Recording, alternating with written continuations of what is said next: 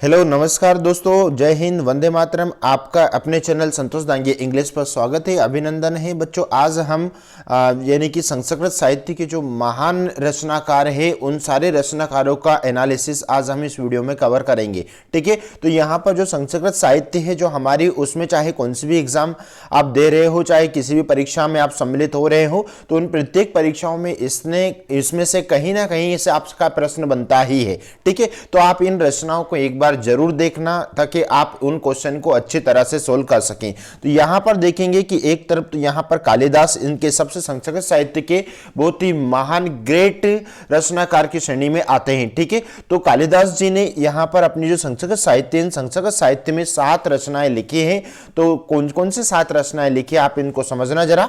तो पहले बच्चों उन्होंने 3 नाटक लिखे हैं, अभिज्ञान शाकुंतलम, मालविका, अग्निमित्रम और विक्रमार्षीय। कालिदास जी की बहुत ही फेमस और 3 नाटक हैं, ये बहुत ही फेमस और नाटक हैं जिन्होंने कालिदास जी ने 3 तो नाटक लिखे, 2 महाकाव्य लिखे हैं। रघुवंश और कुमार संभव उनके 2 महाकाव्य हैं और 2 खंडकाव्य है, खंडकाव्य उनके, जो कि जिसको गीति काव्य भी कहा जाता है। तो उनके जो 2 खंडकाव्य मेघदूत और ऋतु संवार। ठीक है, मेघदूत और ऋतु संवार उनके दोनों खंडकाव्य। इस प्रकार कालिदास जी ने 7 रचनाएं लिखी हैं। याद रहेगा आपको, 3 नाटक, अभिज्ञान शाकुंतलम, मालविका, अग्निमित्रम और विक्रमार्षीय, इनकी 3 नाटक हैं। 2 महाकाव्य हैं, रघुवंश और कुमार संभव इनके 2 महाकाव्य हैं और 2 खंडकाव्य को गीति काव्य भी कहते हैं। मेघदूत और ऋतु संवार इनके 2 खंडकाव्य हैं। आगे देख लेते हैं, यानी कि दंडी जी ने 2 रचनाएं लिखी हैं, यानी कि उनके जो फेमस है, यानी कि 10 कुमार चरित और काव्यदर्श।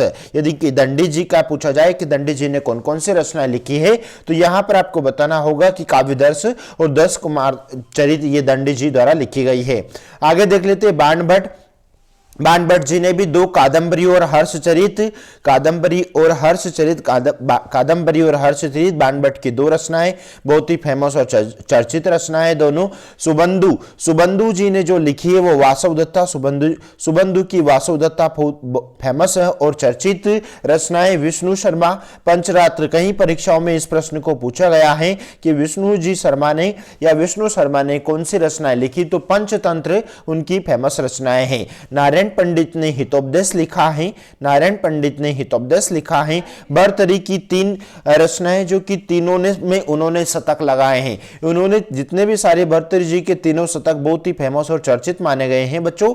नीति शतक, श्रृंगार शतक और वैराग्य शतक, ये 3 शतक जो लगाए हैं वो उनके रचनाकार हैं भर्तृहरि। ठीक है, यानी कि भर्तृहरि ने 3 शतक लगाए हैं। अंबिका दत्त व्यास की जो रचना है वो शिवराज विजयम, अंबिका दत्त व्यास की जो रचना है वह है शिवराज विजयम। भारवी द्वारा रची गई रचना है वो किरातार्जुनीयम, भारवी ने किरातार्जुनीयम रचना लिखी है। और श्री माघ ने शिशुपाल वध लिखा है। श्रीहर्ष की जो फेमस रचना है वो नैषधि चरित्रम, श्रीहर्ष ने क्या लिखा है, नैषधि चरित्रम। और शूद्रक द्वारा है मृच्छकटिक, शूद्रक द्वारा जो रची गई रचना है वो है मृच्छकटिक। अश्वघोष ने 2 रचनाएं लिखी, एक बुद्ध चरित और एक सौंदरनंदम।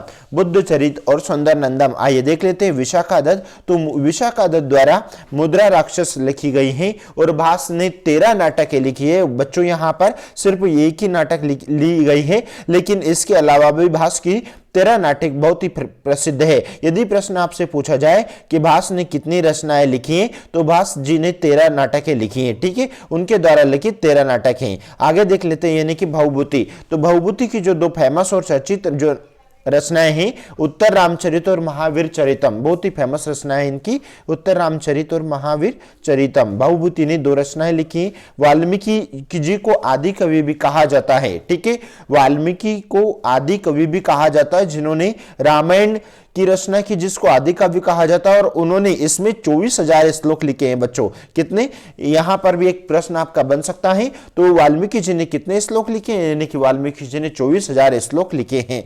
वेदव्यास जी ने महाभारत की रचना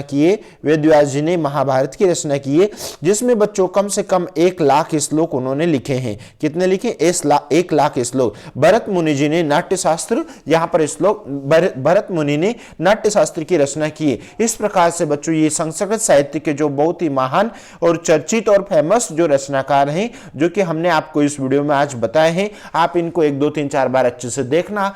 आई होप आपको ये सारे बहुत अच्छे से लर्न हो जाएं, क्योंकि प्रत्येक एग्जाम संस्कृत साहित्य या संस्कृत से रिलेटेड 9वीं 10वीं 11वीं 12वीं एमपीटीएट यूपीटीएट रीट कौन सी भी परीक्षा आप दे रहे हैं, तो उन संपूर्ण एग्जामों में यदि आप वर्ग 3 का भी एग्जाम दे रहे हैं तो यहां से आपका एक प्रश्न 100% बन सकता है। मिलते हैं नए वीडियो के साथ में, तब तक के लिए जय हिंद जय भारत।